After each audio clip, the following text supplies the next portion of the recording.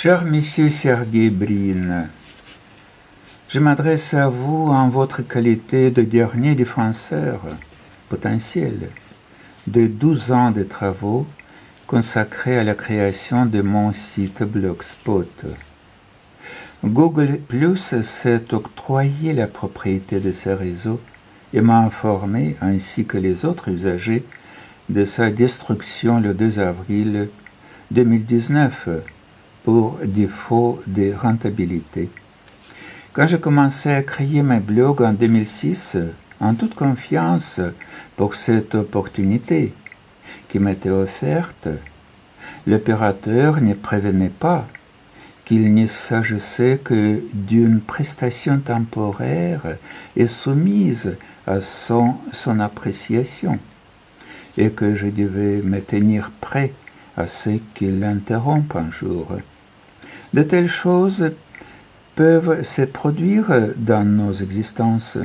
Il arrive que l'État projette une nouvelle route et qu'il démolisse les maisons d'habitation qui se trouvent sur son tracé.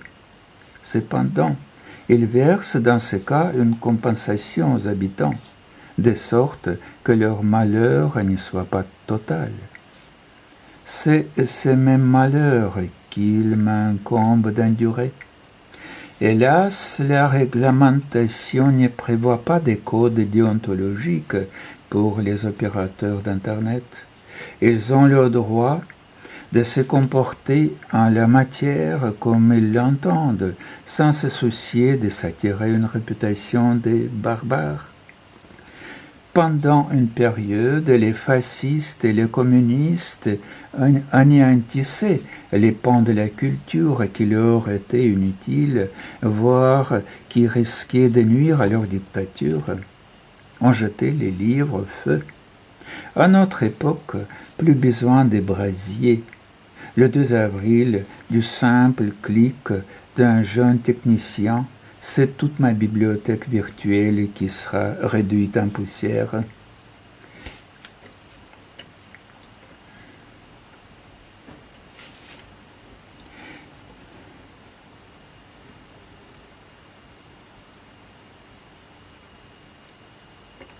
Mais ce qui est de malheureux, c'est que la raison de son geste soit aussi insignifiante que les besoins de libérer de l'espace pour quelque chose de plus rentable, plus simple et suscitant l'intérêt des millions de personnes. Votre invention géniale commence à servir la banalité au mépris de la rareté, de la création et de l'inspiration. C'est le début d'une maladie pour l'individu et pour la société, les premières taches noires de son cancer. Et c'est une affection générale du système d'information. Même dans les bibliothèques municipales en France à présent, l'informatique montre aisément quels livres sont les plus demandés et les autres, moins populaires, sont retirés des rayons. On forme un type moyen de consommation culturelle et ces chances s'amenuisent toujours de pouvoir dénicher un livre rare, un livre qui lui surprenne. Or, le génie est si rare. Il n'est pas guidé par l'économie. Il ne prend pas toujours la forme d'un produit de consommation de masse. Qui pourrait l'ignorer, à commencer par vous, qui avez su écouter un jour votre intuition créatrice, et vous risquez hors des grands boulevards de l'instruction académique. Dans son mail, Google Plus écrit en toute naïveté que mon système Blogspot sera interrompu du fait qu'un nombre insuffisant de visites. Sur l'Internet, je lus que dans l'enfance vous étiez effrayé par la violence du système soviétique et que vous le condamniez. Je l'ai subi pendant 30 ans jusqu'en 1975, année où le système a jugé opportun de se débarrasser de moi et de m'envoyer en exil.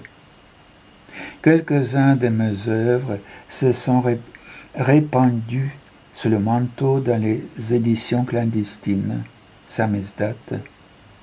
Peut-être même que vos parents ont lu ces livres que je vous envoie, La tête de Lénine.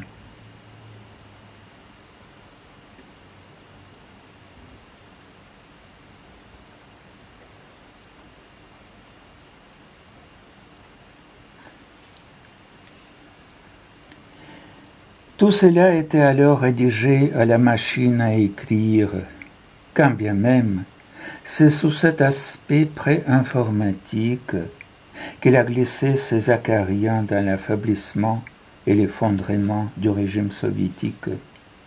Vos parents ont pu vous amener en Amérique où vous avez trouvé des conditions pour vous épanouir, votre personnalité et vos talents.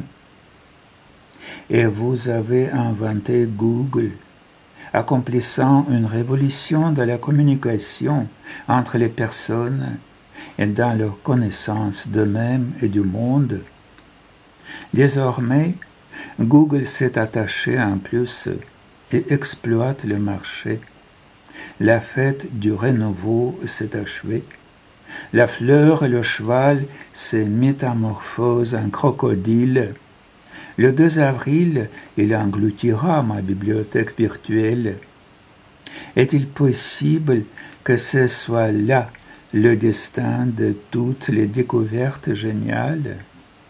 Qu'après leur entretien avec la divinité du génie et de la prophétie, les créateurs, immanquablement, soient supplantés par des fabricants d'idoles dorées qui entament autour d'elles leur danse simpliste.